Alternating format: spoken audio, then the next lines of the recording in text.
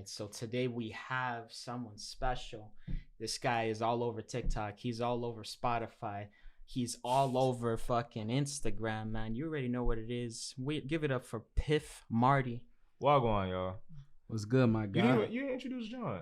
Oh shit! Nah, everyone knows what he is. You know what, bro? The world actually already knows. Chill. He didn't do his homework. He just came here. I never did homework anyway. But it's good, man. You came at the right time. What's up, bro? How you feeling today, bro? I'm good to be here. Like, I'm really blessed. There's a lot of good things happening. A lot of good problems that I have. So yeah, I feel all right. I mean, I feel you on that in a way, right? Yeah. Yo. Technically, we related. We both from the Bronx. You know what I'm saying? So we like to dive right into it on the Professional Winner podcast. Mm-hmm. Word. First of all, and we have done this with other entertainers, Wavy.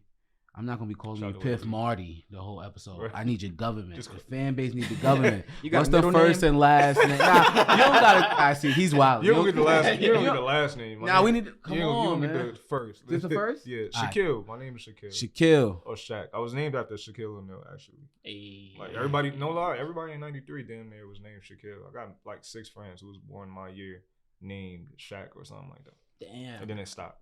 Yeah, it did stop. I don't know a lot of Shaquilles now. You was born in the Bronx, right? Mm-hmm.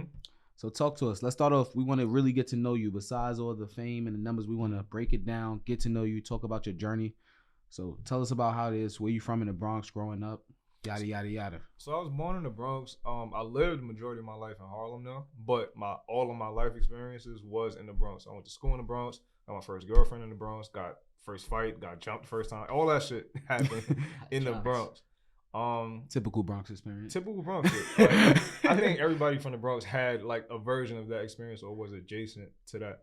I was like always into like entertainment. It wasn't always music. It started out with acting, and I wanted to be an actor for real. I still kind of do, to be honest. But yeah, I learned how to act. Where am I going with this? How do I? It was kind of. It was kind of. Real quick, you say you learned how to act. What was your first show? So it was this play. It was just like school play. I was like in 6th grade. I forgot what I was. I think I was a construction worker or something like that. And it was like we were introducing the show. Yeah. Also while being like characters talking about the show, and it was parallel. Some kind of like intricate writing. Well, we was in 6th grade, so it probably wasn't that intricate. So were you singing? I can't sing for shit. I tried to. I can't sing for shit. But when it came to rap though, first time I ever rapped though was in my the dance class. Cause the dance class, Miss Velez class, shout out to Miss Velez, and she knows this too. But everybody in school would cut class just to go to her dance room. She would always like kick everybody out. But like for some reason, I'm not even gonna say what she did. I'm not. She did not let me stay in her dance class. Oh damn. Nah, but one time in I think it was 6th or 7th grade, she asked us to write a poem, right? And me being extra, I'm like, nah, I'm gonna write a rap. I'm gonna spit some bars, and I spit it for the class, and they all went crazy. And I'm like, oh, maybe I got something here. So I just started like writing rhymes since I was like 10 or 11, and I'm 28, so I've been rapping since I was 10. You go first, bro. Nah, so what was the moment that you was like, well, I think that was your aha moment, like I could do this, right? No, that was it. That was it. So, but like, when did you first, like, tell us through the journey, your first song that you put on Spotify that you started really doing it? So, it was good. I ain't gonna lie. I know a lot of niggas don't have, like, my first song was, like, good type of stories, but I really fucked with it. So, my man is Merv. He was a rapper. Like, he was rapping seriously before I was. And he's nice. He's still nice, but he doesn't take it as seriously as I do. But he took me to this bando ass studio. It was like in the middle of one of the most dangerous hoods in the Bronx, and I'm like, fuck, why are we here? But whatever. Went to somebody's crib. The booth was like the corner of his room with a styrofoam encasing or whatever, and we just had to rap this song. The song was called Too Much. And everybody, there was like 5 people in there, and they was like, oh, this nigga's nice to me, right? And I'm like, oh, if these grown men are saying this about, I was 16 years old. They saying this about a 16-year-old, and I sound pretty good. Let me like keep doing it. So I just started dropping freestyles on YouTube. Right. People around my school were like, oh, this is dope. This is hard. Like you should keep it going, Shaq. Keep it going. And I just kept it going until I didn't. Yeah. Right. So when I say that, it's because I'm kind of fast forwarding it, but I had quit for 4 years. The Piff you see now is a result of me quitting for 4 years and coming back to what I would say, I don't want to say my purpose, but like my passion, what I really like doing. Yeah. You know what I mean? That's a powerful one right there, man. Mm-hmm. Real quick though, before you go into Piff, who was it before Piff? Did you originally always have the name Piff, or did you start out with something else? Yes and no.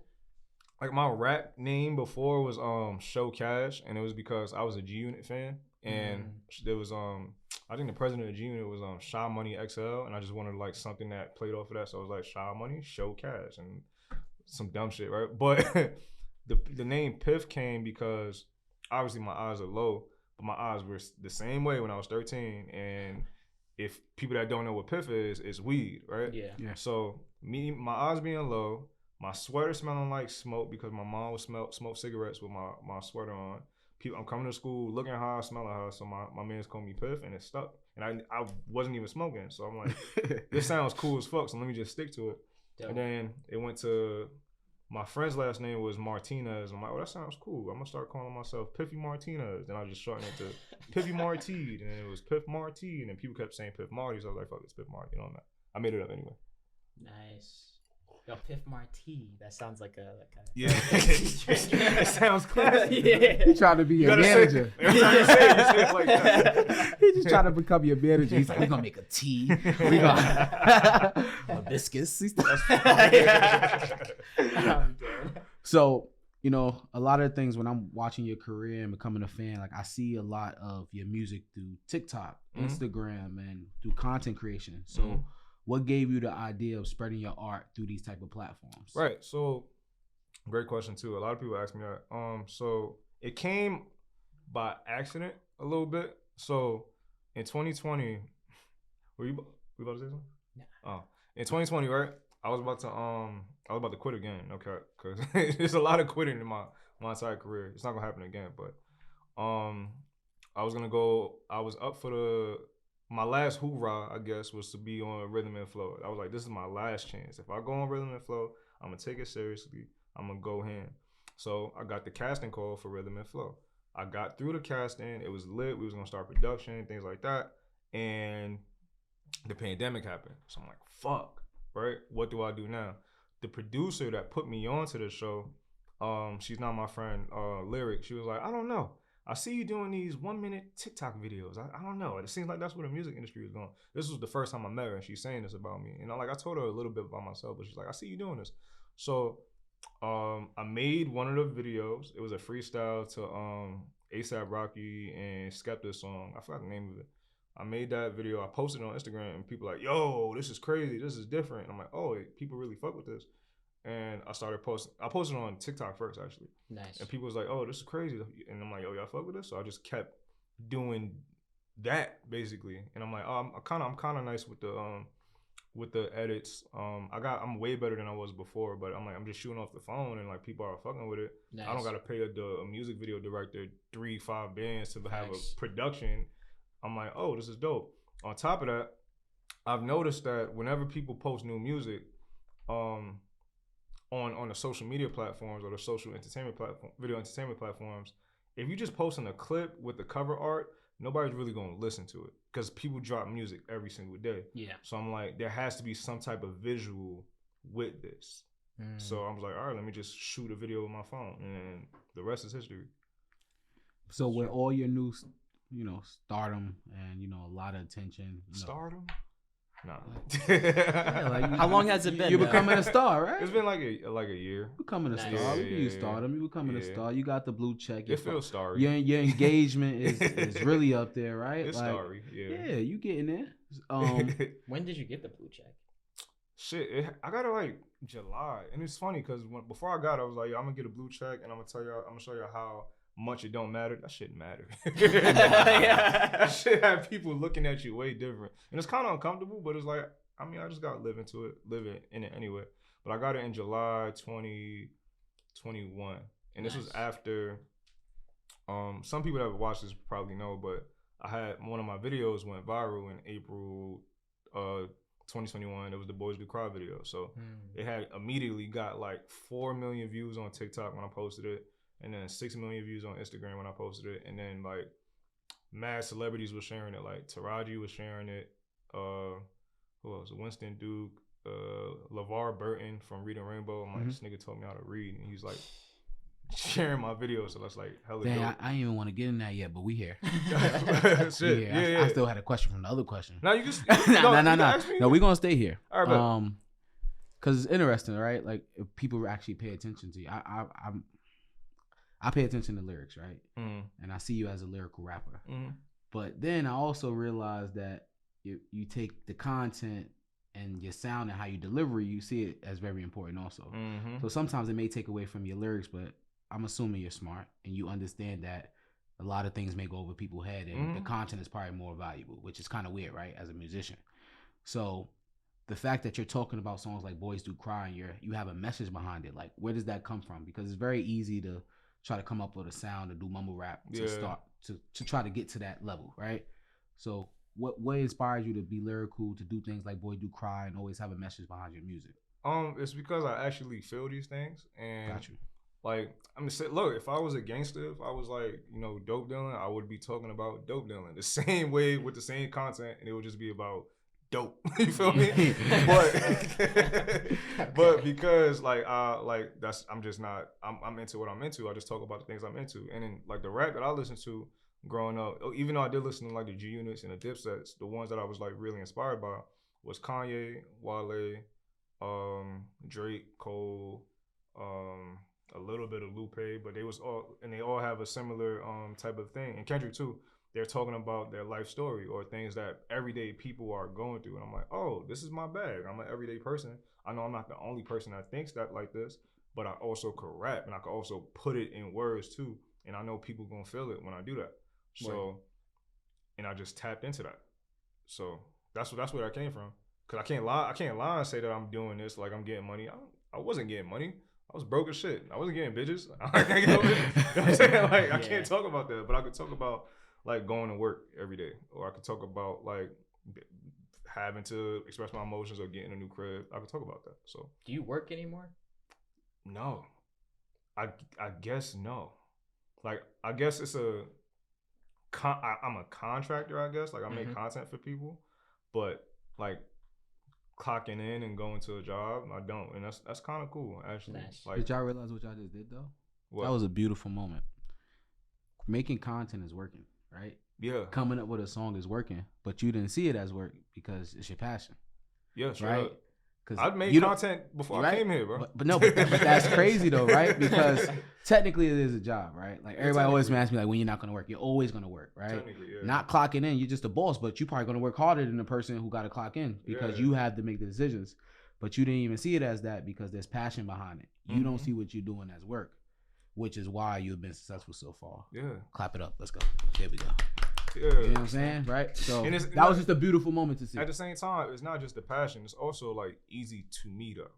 That's true. So I find it's like kind of, I can do it like while I'm in a car type shit. But let's speak on that though, right? Yeah. Because a lot of people may feel like it's hard to create content. They don't know where to start. They're like, how do I do this?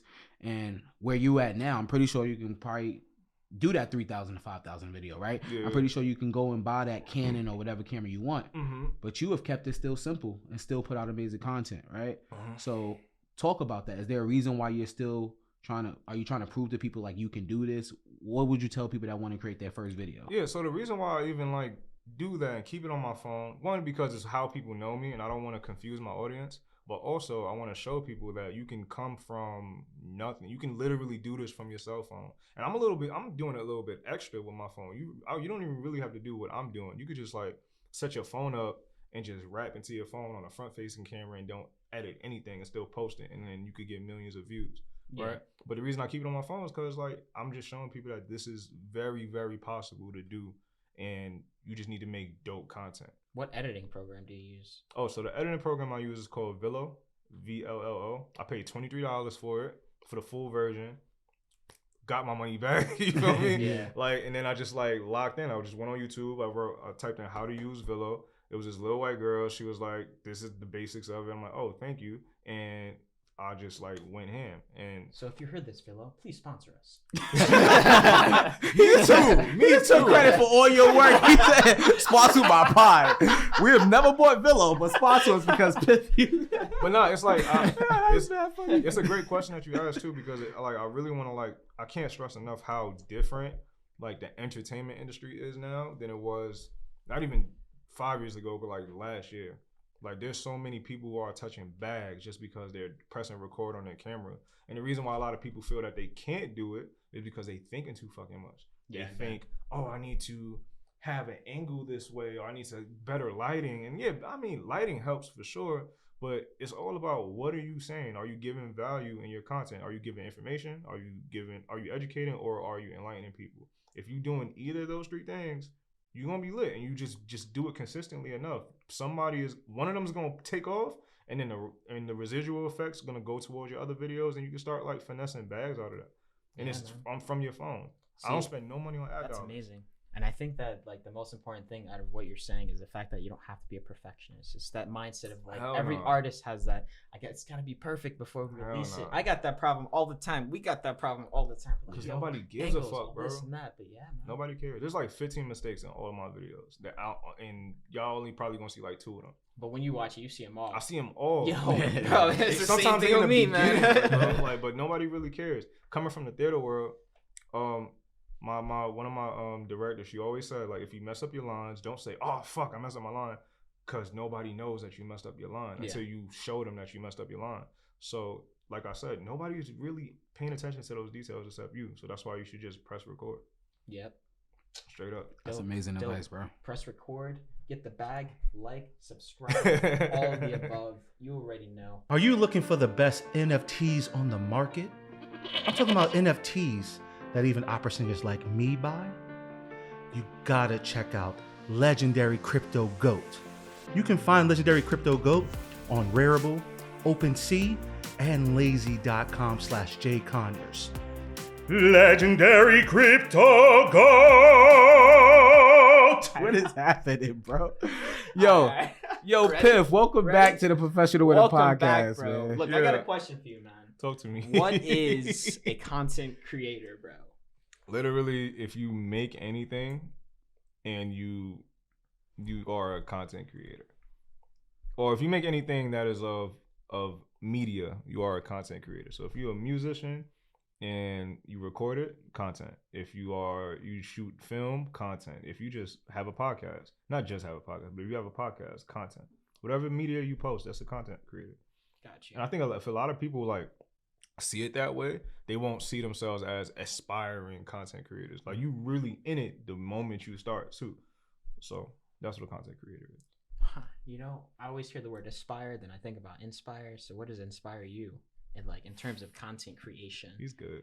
He's focused now. He started off rocky after the commercial. But that's my bro. You see? You see that? You see why that's my bro? Get it. You was all poetic with it. I forgot the question. Yeah, say that shit one more time. Yeah, get him on the spot. Say it one more time. You said what inspires me? Yeah, no. What does inspire you? Fuck. You see now you got me. This is why I have what water. Inspires you, right? In terms of like who inspires you to create? Who do you look up and like look up to and compare yourself to, maybe? Unless you don't. No, I do. Like there's 2 answers. On a broader sense, literally everybody. Anything that you see on the internet, I pull inspiration from. I try to add that to what I do, whether it's like what they're talking about, how they shoot it, or anything like that. More specifically with the way that I do it, like Toby Yeah, that's my guy. Yeah, I don't know. That's crazy. I know his last name. It's Niwe. I should have wore his shirt today that I just bought. Final answer. Like he's definitely a pioneer with all of this shit. He's like him and Coda the Friend are the reason why you see a bunch of artists now like making videos, putting the subtitles on it, getting a little artistic with it. It's them that did it. And then me, and then LaRussell. But like, it started like getting real popular with Toby. So I definitely like I publicly credit him for like the way that my content looks. And then just like, everybody, bro. Straight up. Bro. Nice. Everybody. So you're basically saying it's something to learn from anybody. From anybody. And it doesn't matter if you're like that person does nothing that you do. Like, say somebody makes football content. I don't play football, but I like how you the angle you shot when you caught the ball. I'm gonna try to incorporate that in my video. Like, you could pull from anything. I think you're a better creator that way when you take inspiration from anything. One of my favorite books is Steal Like an Artist. You ever heard of that book? Still, you definitely read it. It's a short ass read. All my favorite books are all like 100 pages or less, and they're actually the best ones. Nice. But Still Like an Artist just basically explains like, hey, it is okay to take things from other artists. Yeah. Give credit for sure, but like take certain things from other artists and implement that, because that little piece that you took from them can be that missing piece for you that creates this whole new thing. Like Drake, he's taken from Drake's taken from Jay-Z, he's taken from Bun B. You know what I'm saying? That's like that created what Drake is. Mm-hmm. You know what I'm saying? Not only that, but I'm just using Drake as an example.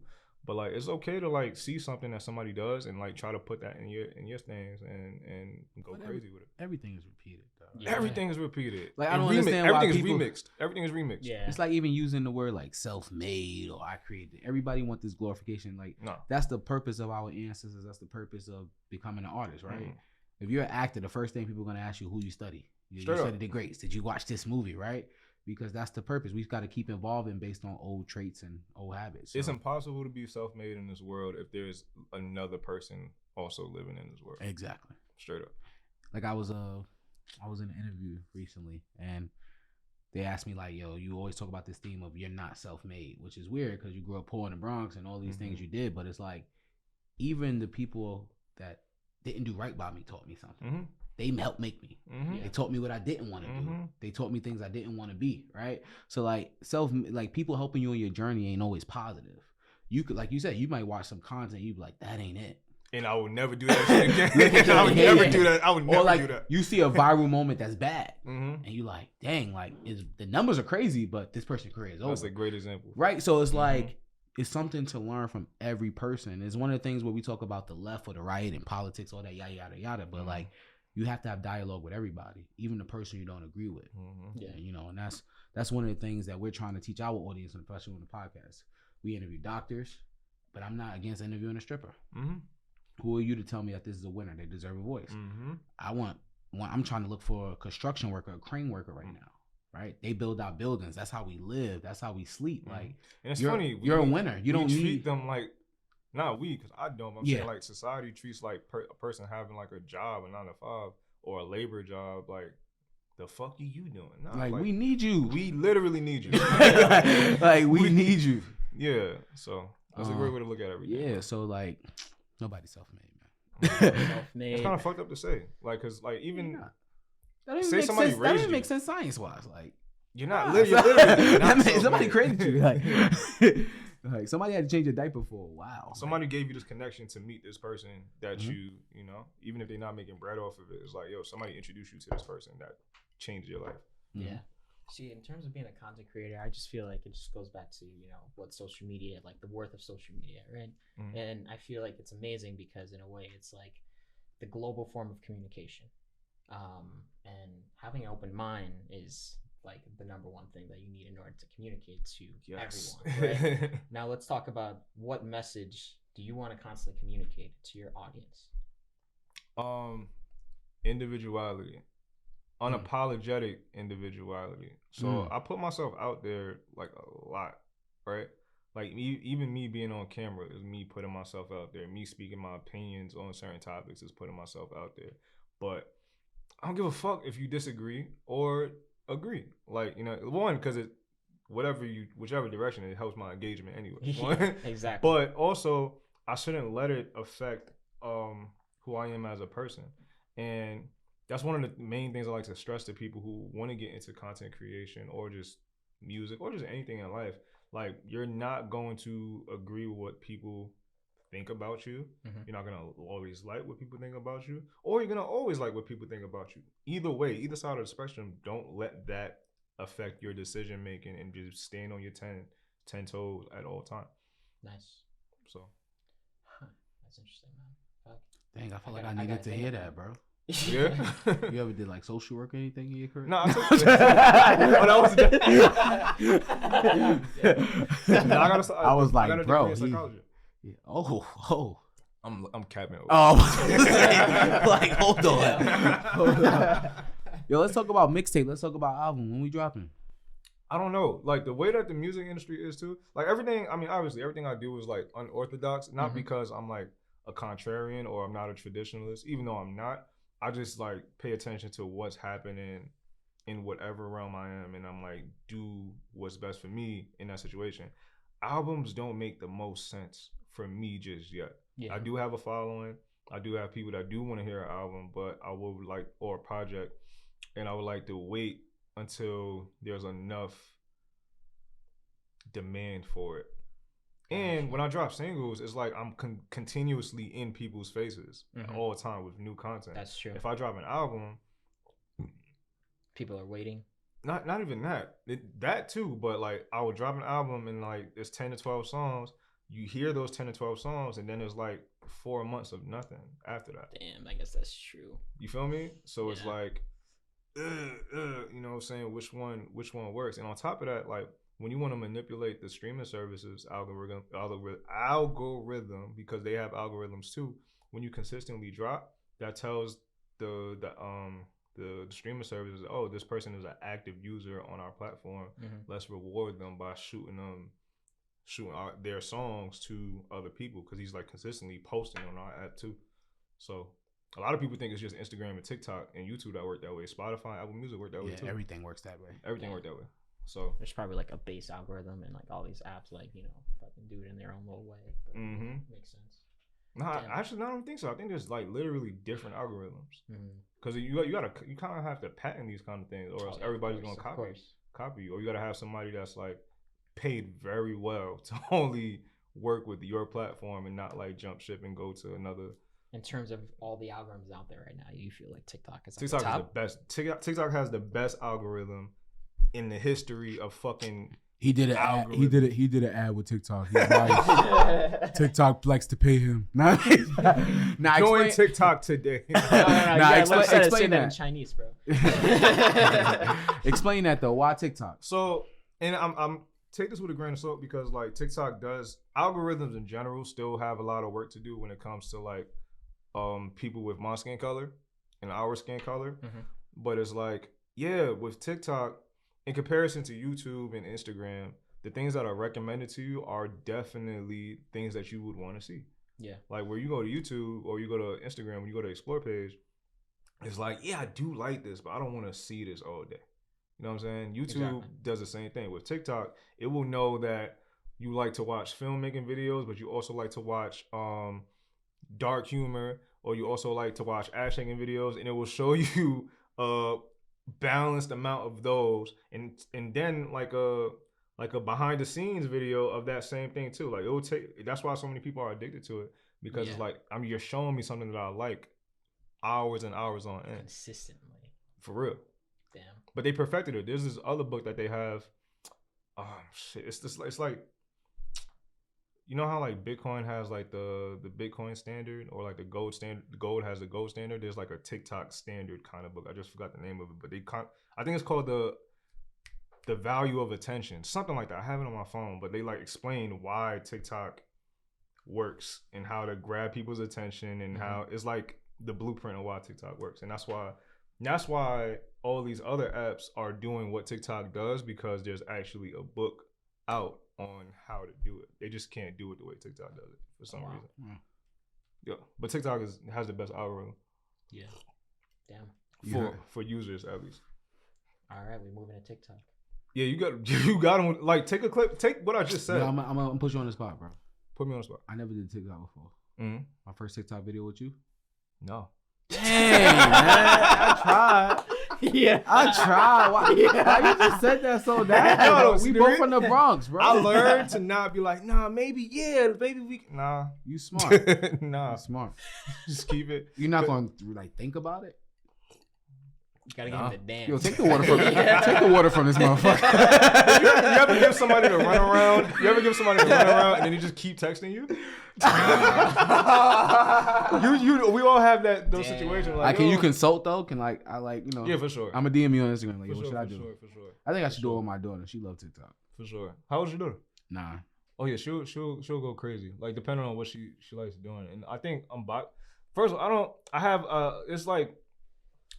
have like different opinions about kids under 14 being on TikTok. No. Tell us your opinion. Let's go. No, I'm gonna say it. Okay, good question. Got you. I think there has to be an age limit just because of the predatory nature of certain people in the world. I don't think kids should be on TikTok.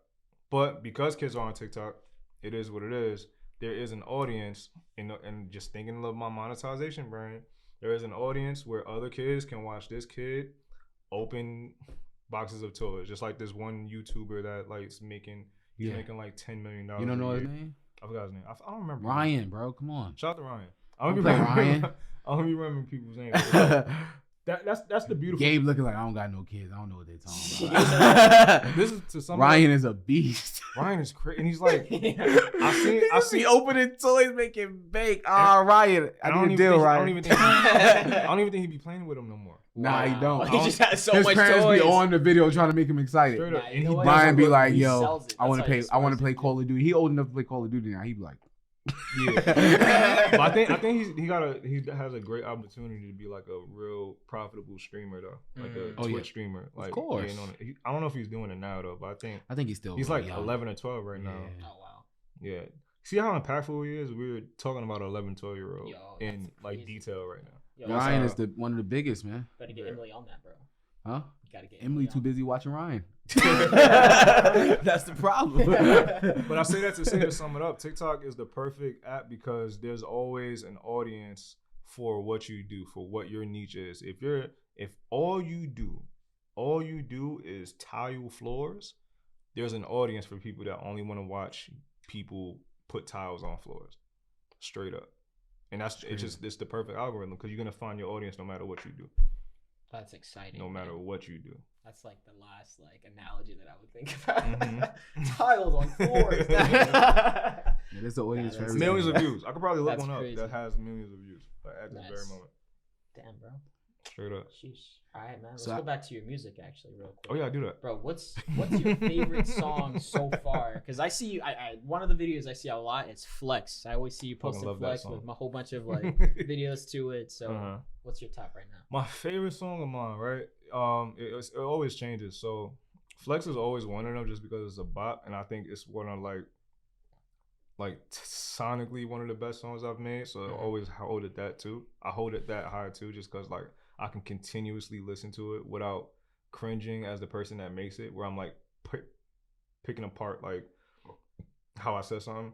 The other one would be the song called Wake Up. It's on my first project called Lucid. And the song is about, it's the deep cut track on that project, and the song is basically about waking up from being a shell of myself, hurting people that I love, hurting myself. Not physically, but just self-sabotaging myself and moving into a direction of prosperity and just doing my thing and being great.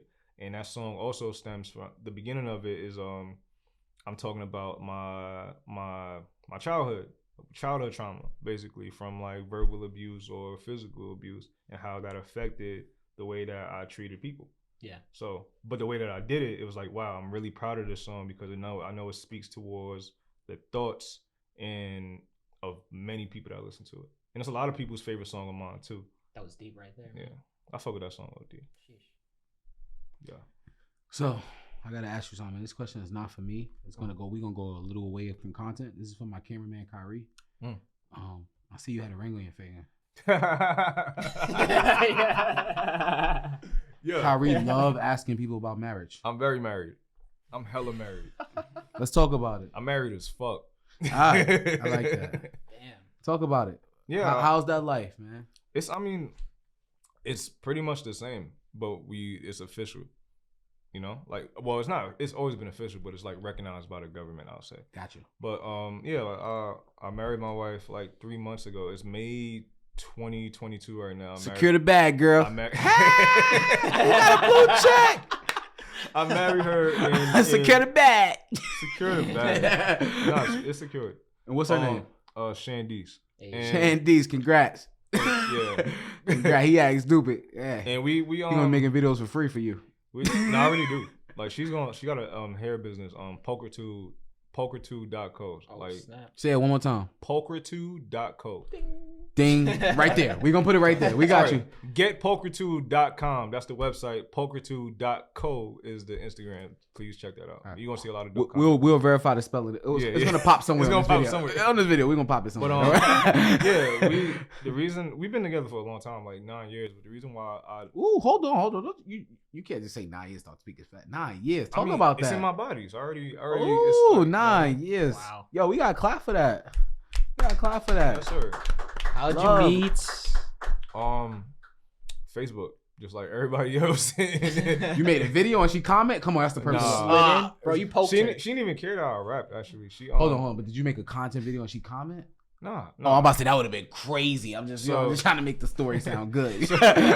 Like my first TikTok video, she commented on, and it was crazy. I saw her on Instagram first, and then she had a boyfriend. I'm like, you're not gonna have a boyfriend. Damn. Eventually you're not gonna have a boyfriend. And then the picture started deleting, and I was like, oh yeah. And then this was the time where people were on Facebook, so I clicked the link on her Facebook bio, on her Instagram bio, went to her Facebook, added her as a friend, and then I commented on one of her statuses. It's crazy statuses. I caught her on one of her statuses, and then we was talking about like frozen yogurt or some shit like that, and I was like, hey, let's take this to the DM, and then I've been talking to her every day since. Wow, frozen yogurt. Yep. That was it right there. Yep. Did you get frozen yogurt after that? Yeah, that was our first date. What was it? What kind? I don't remember. It was I know it was 16 handles, but I don't remember. Let's make sure you clip that. He don't remember. You gotta remember this. I don't think she remember either. It was a long ass time ago. Watch, now we not editing. We gonna drop the video. She gonna be staring at you like it was strawberry and banana. Like, oh, it might have been. Can't go wrong with those two. When's the wedding, bro? That's a good question because I know we're married, but we're gonna have a wedding in like 3 months from now. Yeah. Where at?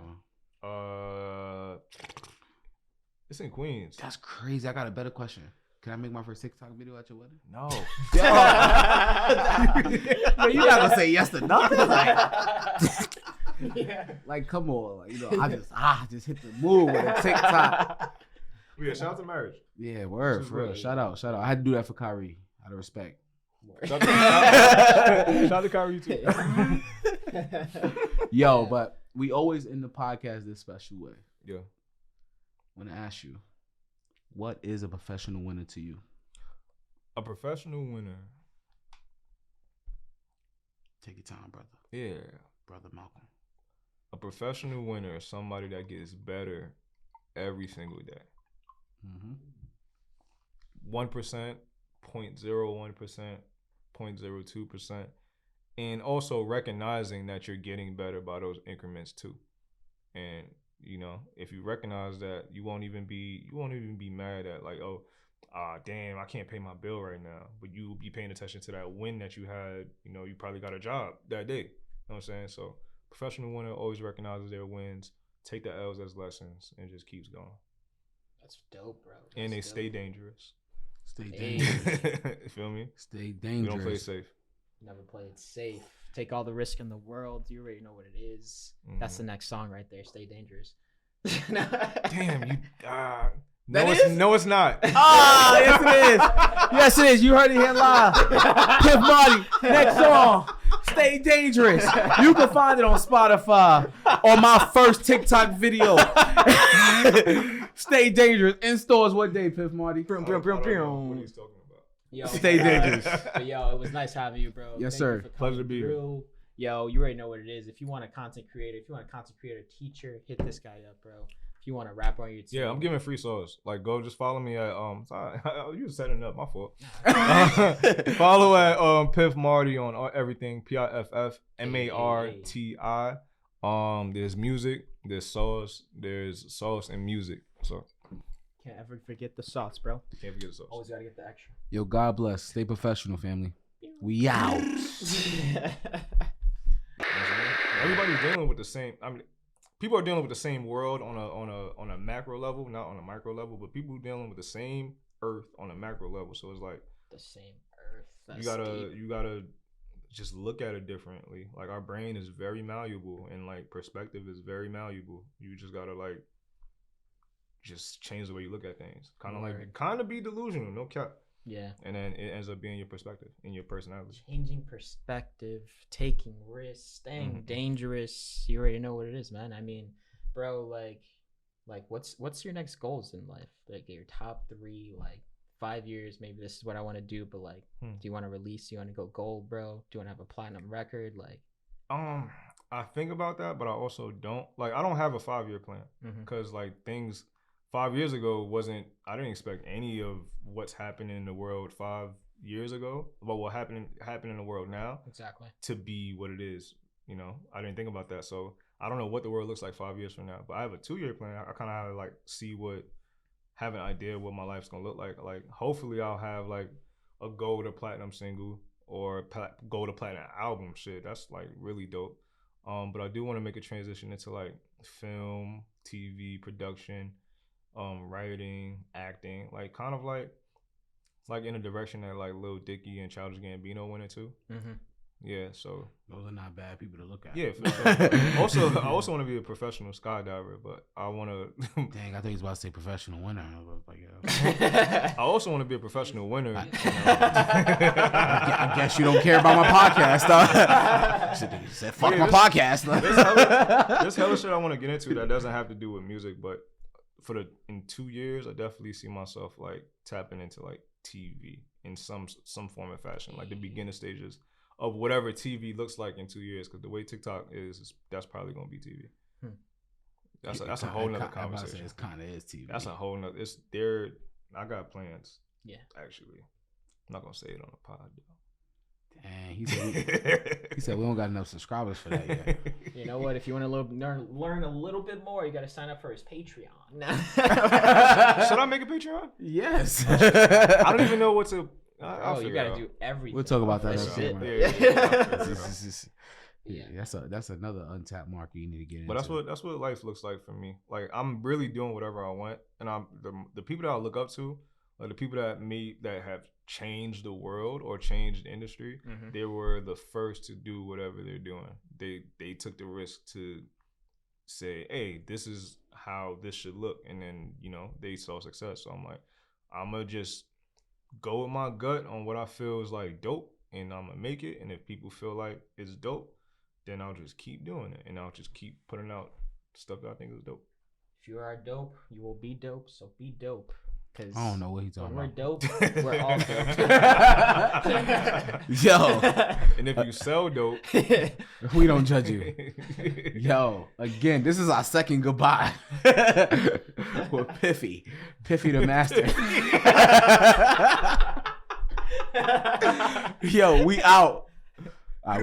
We got to come up with a third way to bring it back. This episode about to be crazy. He's like, not done again. Yo, that's bad funny. I was thinking of like having like a $5 or $10 a month type of Patreon thing where I'm like, actually, I might do $50 a month. Sheesh. Where I'm teaching. Bro, if you're doing Patreon, you also have to do OnlyFans too, bro. Don't even think about it as in like it's only gonna be feet thing, though. You like the only like, yo, let me show you how to make content with your feet. The Piff Marti. That's crazy. Yo, y'all stupid, man.